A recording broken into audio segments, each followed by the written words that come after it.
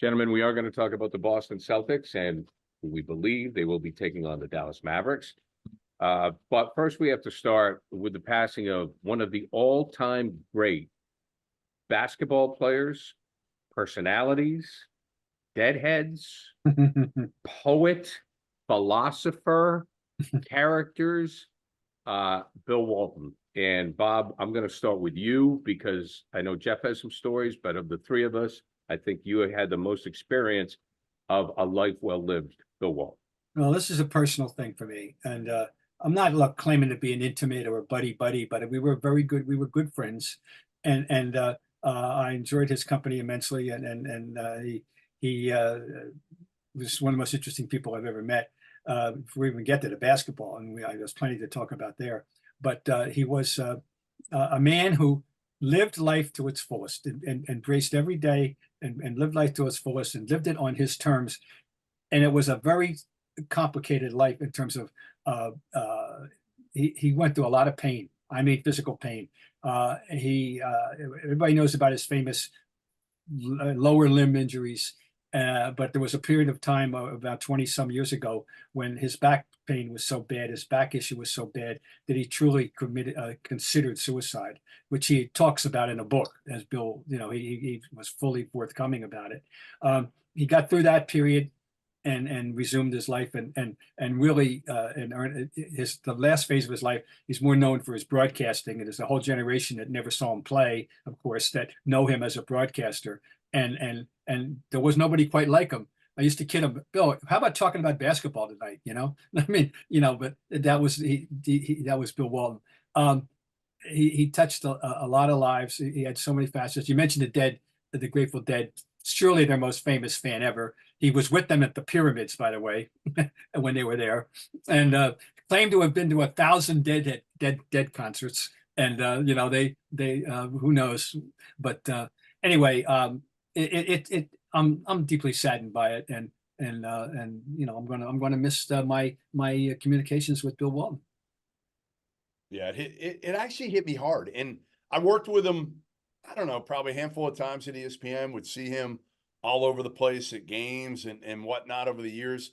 Again, don't claim to be super close with him, but felt super close with him, if that makes sense. He made you feel. I know. He made you feel that way. That's a gift. I feel like he and Charles Barkley are similar in a lot of respects, that no matter, you see them and people come up to them and they're always smiling. They always have time for everybody and anybody, no matter how much pain Bill Walton was in, and he was in a lot of it over the years. He would never let on to it. He would always be smiling. I remember doing the PK80 tournament out in Portland, Oregon with him a few years back. And there were 16 teams. And Bill and I were both covering one bracket of it, 8 teams. And we were there for the practices the day before from, I don't know, they started at 9 a.m.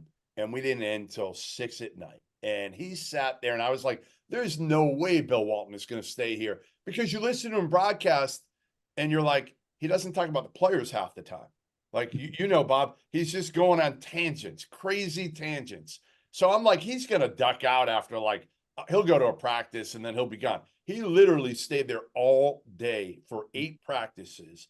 And he loved talking to everybody, the players, the coaches, the smile.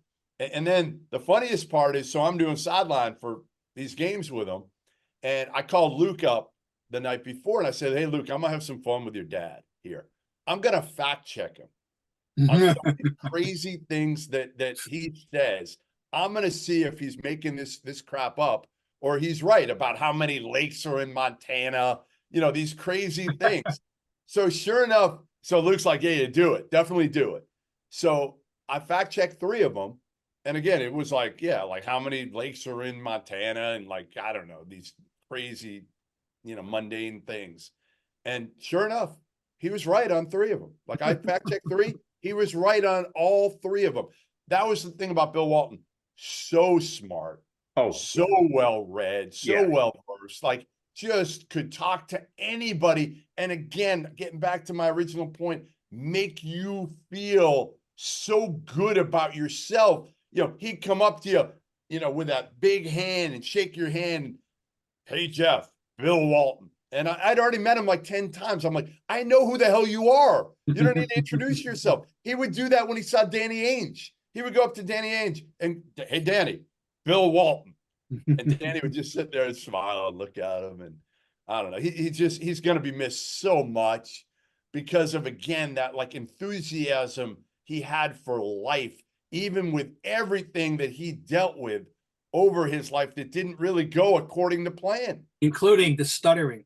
And you know, Yes, when yes. he stuttered until his mid-20s, and I got help apparently from Marty Glickman, the great announcer, the New York announcer, who helped him somehow or some way. He got in touch with, he was put in touch or whatever with Marty, and somehow or other he gave credit to Marty Glickman for helping him overcome the stuttering. And of course, the great joke that we all had, anybody who knew him, was that once he stopped stuttering, he had to make up for lost time, and he never stopped talking after that.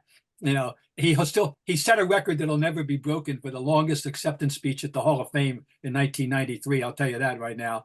Were you there? Were you there? Yes, yes, I was there in Springfield for that one. And he ran through the stop sign and then circled the bases again and ran through the stop sign at third base a second time. So, and we just shrugged. Everybody just shrugged. That's Bill. Only Bill could get away with it, and the way he did. Oh God, he was such a trip. PrizePicks is America's #1 fantasy sports app with more than 5 million members. It is the most fun and exciting way to get in on the action while you watch your favorite sports and players. You just pick more or less on 2 or more player stats for a shot to win up 100 times your cash. With PrizePicks, you could turn $10 into $1,000 in a single game watching your favorite sports this summer. You can make a PrizePicks lineup in as little as 60 seconds.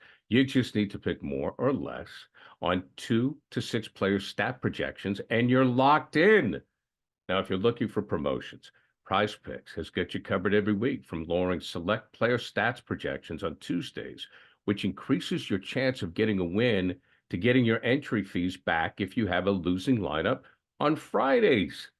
The finals mean more on PrizePicks, and so do the star players. You get boosted playoffs on selected basketball stars that you won't find anywhere else. Now, this week on PrizePicks, I'm looking at Jason Tatum, more than 26.5 points. Jaylen Brown, more than 3 threes, which may be aggressive, but I'm running with that. Download that app today and use a code CLNS for a deposit match up to $100. PrizePicks. Pick more, pick less. It's that easy.